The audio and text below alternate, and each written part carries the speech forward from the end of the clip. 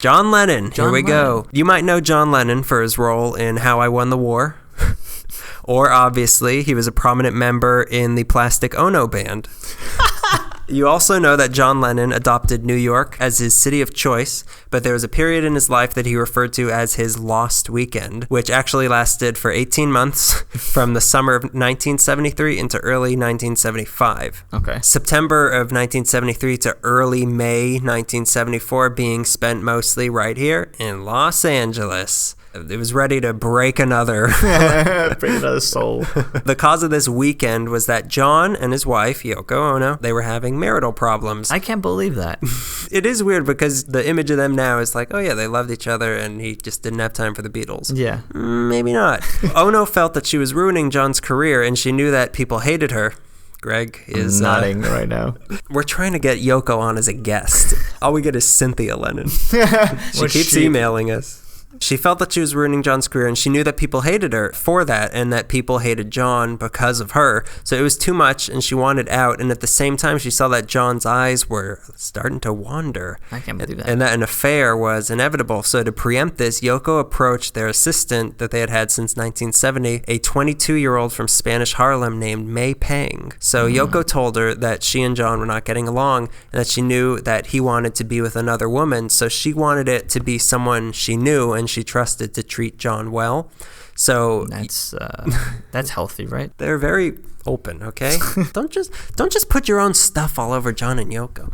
Don't put your old world tradition values on. So Yoko knew that John was attracted to Pang, so she told her that when John asked her out, just do it. Pang, obviously, she thought that this was incredibly weird and icky. So nothing happened for like 2 weeks until one day she and John got into an elevator at the Dakota to go to the studio to record Mind Games. And John grabbed her and kissed her and said he'd been waiting a long time to do that. So after the recording was done for the night, John told her that, I'm coming home with you. Pang did not feel comfortable with this, so she resisted him. She called him a car to take him home, and the same thing went on for a few days until one night he insisted that he come home with her. She finally agreed. Wow. And the relationship was on. That's the way John Lennon operated. All Beatles songs are based on persistence. So as soon as Mind Games was finished, they decided they wanted to get away from New York and Yoko and everything that they knew to be able to have their own relationship. So they left. They came to La La Land, Dollywood. Oh. So when they first got here, they stayed in John's lawyer's apartment, but eventually they moved into Lou Adler's place in Bel Air for a few months, and from there they moved around to different places, such as the Beverly Wilshire and other friends' houses. John had many friends in LA, but the one that he gravitated to and he spent the most of his time with was a singer that he greatly admired named Harry Nilsson, who is famous for wah, wah, wah, everybody's talking.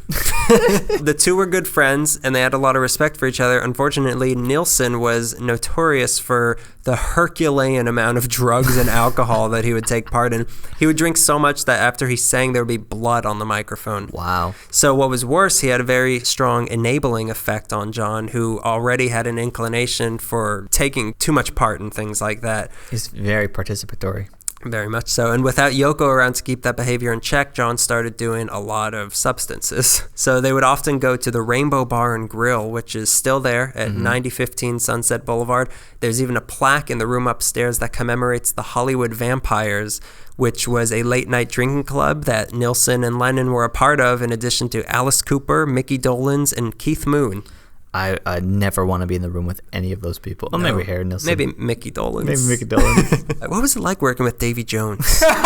Other frequent drinking partners of theirs included people like Warren Beatty, Jack Nicholson, Roman Polanski, of course, Cher, the Beach Boys, and Cheech and Chong. Oh, boy.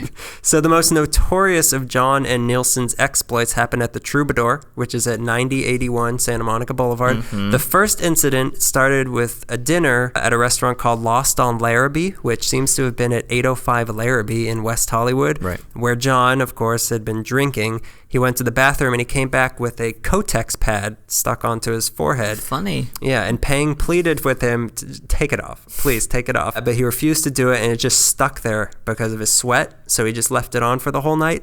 So then they went to the Troubadour to watch an Ann Peebles show, and after the show, John refused to leave the waitress a tip, and when she confronted him about it, he said, "Do you know who I am?" And she said, "Yes, you're an asshole with a Kotex on your head."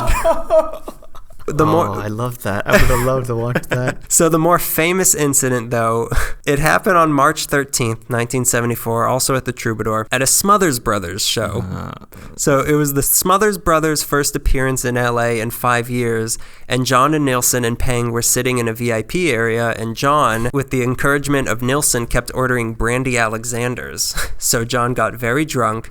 And this is when that famous picture we'll show of John sucking down the mouth of Pang was taken. As John got even more drunk, he started heckling the Smother Brothers during their act, behavior that was also encouraged by Nilsson because he told him that they needed heckling because they had no act. Oh my God. So according to Tom Smothers, John was yelling some of the worst language I've ever heard. People in the crowd wanted John to shut up. People like Peter Lawford of the Rat Pack, he was yelling at John. Yeah. Other people in the audience, Paul Newman and Lily Tomlin. So he wouldn't stop doing it. So the Smothers Brothers manager came over to get John to be quiet. So John swung at him. He missed. Then the manager swung at John, also missed. And then John threw a glass that hit a waitress. And then he got dragged out of the place yelling and knocking down tables. And then he got thrown out on the street. And this 50-year-old photographer named Brenda Mary Perkins tried to take a picture of John. So according to her, he slapped her over the right eye, which she reported to the LAPD. John said it wasn't true. After a 2-week investigation, they found that there was not enough evidence, so the case was dropped. But after this ordeal, John was so embarrassed, and he sent letters of apologies to the Smothers Brothers, to their manager, and to the Troubadour. He saw that it was time to get a grip on himself and clean up his act, so he decided... What a wimp. Haven't you read Fitzgerald's story? No, he decided that it was time to make some actual music, so he settled on producing an album from Nilsson that eventually became known as Pussycats. So John's great idea for this was that all the musicians involved in this album should live together during the recording process. No. So John, Pang, and Nilsson moved into a house with Klaus Vormann and Keith Moon. So the house, it's weird, the house that they moved into is dripping with LA history. It's still there at 625 Palisades Beach Road in Santa Monica. The house was originally built by Louis B. Meyer in 1936 in what was then the area where all the movie moguls and other powerful LA people lived, such as J. Paul Getty and Mary Pickford. Wow, again. Yep, she's back yet again, which gave the area its nickname Rolls-Royce Row.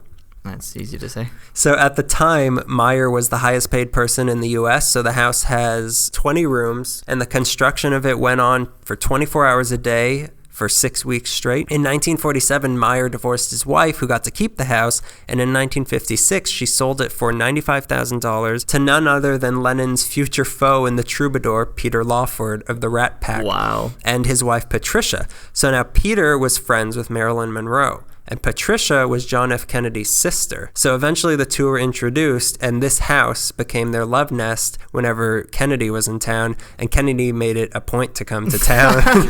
So he was over there so much, they called this place the Western White House. Funny. Monroe also had an affair with Robert F. Kennedy in this house. Peter Lawford actually was the last person ever to speak to Marilyn Monroe when he called her on the phone to invite her to a dinner party at this house, but her words were slurred and incoherent, so he sent somebody over to the house where she was found dead. So anyway, John and Pang stayed in the Kennedy-Monroe affair room, and and there was also a library in the house that they converted as a guest room for their frequent guest, Ringo Starr.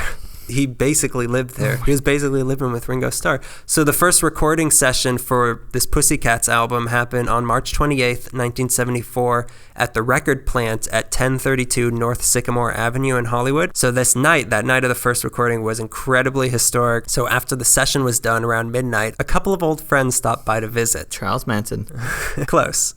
It was Paul and Linda McCartney. So a little bit later, another musician who was recording down the hall dropped in, Stevie Wonder. So then they started an impromptu jam session. It didn't really sound like anything other than John yelling at the sound guy and asking people if they wanted more cocaine.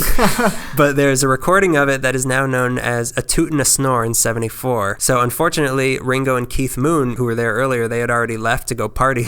But this was the only time ever, future, after this date and before that, after the Beatles, that John and Paul recorded music together, was this night. Wow. And the next day, though, John invited Paul and Linda over to the beach house. So they came and they brought their kids. Ringo was there too. Paul started playing on the piano and Ringo joined him, but John sat it out. He didn't feel like it. George also had a house George Harrison. I was just about to bring up poor George. Well, he also had a house in the LA area, but he didn't really seem to be around much during this time. So this was the closest to a Beatles reunion that ever happened, was in Los Angeles. So John then set out to record an album of his own in December 1973 that came to be known as Rock and Roll, which was to be produced by Phil Spector. Oh boy, always with the stories. Great choices to work with. They chose A&M Studios to record at, which used to be Charlie Chaplin Studios and is now Jim Henson Studios. Consider the environment here. John Lennon liked order in the studio. His producer was Phil Spector, and his studio musicians were Harry Nilsson and Keith Moon. Okay, we're gonna put two wild animals in there with you, and then Mein Führer behind the glass. You got this? So let's start with Spector. John once said about him, "I'm fond of his work a lot. His personality I'm not crazy about." Focus on the word crazy. Spector would show up to the studio sometimes dressed as a cowboy, sometimes a surgeon, sometimes a karate instructor. He would drink a bottle of vodka every night and yell at people. In the studio next door, they could hear him yelling at John through the walls. Oh my God, yelling at John Lennon. One time, Spector stole John's glasses so that he couldn't see anything and had his personal bodyguard tie him up. John was screaming and kicking because he thought Spector was going to rape him, and then he just let him go. So then Spector also, of course, he carried with him at all times a loaded gun with which he would brandish at John and chase him through the halls, threatening that he was going to kill him. And he would also occasionally shoot the ceiling, and one time he shot a gun right next to John's ear. Oh my God. But what got them kicked out of the studio, though, was, as detailed in an irate letter that John wrote titled "A Matter of Pee," was that Nilsson and Moon peed all over the recording console. So they finished the recording at a studio in New York, but but then So they peed on everything, so then they were kicked out. But Spector then got into a car accident and disappeared for months with the tapes of the recordings. Jesus. And then he resurfaced to tell John that he would only give him the recordings if he paid him $90,000. Okay, so that's gonna happen. Yeah. So the other album he made during this lost weekend was called Walls and Bridges, and when that came out, he went into the Tower Records on Sunset Boulevard and personally autographed everybody's copy that was buying one. Wow. But a lot of people talk about how depressed John was during this time being away from Yoko, but the picture that Pang paints of it is the exact opposite. He actually seemed to be very happy in LA, happier than he had been in many years. And he got to reconnect with his first son, Julian, who came to visit often. He hadn't seen his son in 4 years before he came to visit him, and they stayed at the Beverly Hills Hotel. So John and Pang, they would take him to Disneyland. One time they went to a taping of Happy Days at Paramount Studios. And his first wife, Cynthia, even accepted Pang as a sort of mother figure for Julian, something that she never felt towards Yoko. Supposedly, Paul also loved Pang, something he never felt towards Yoko.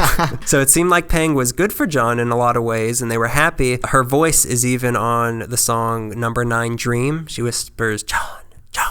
The only incident...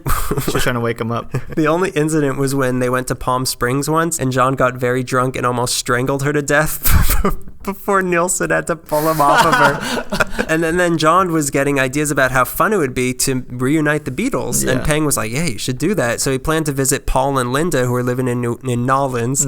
And the possibility of a reunion was very strong, but Yoko was never really out of the picture. So she would call multiple times every day during this entire lost weekend.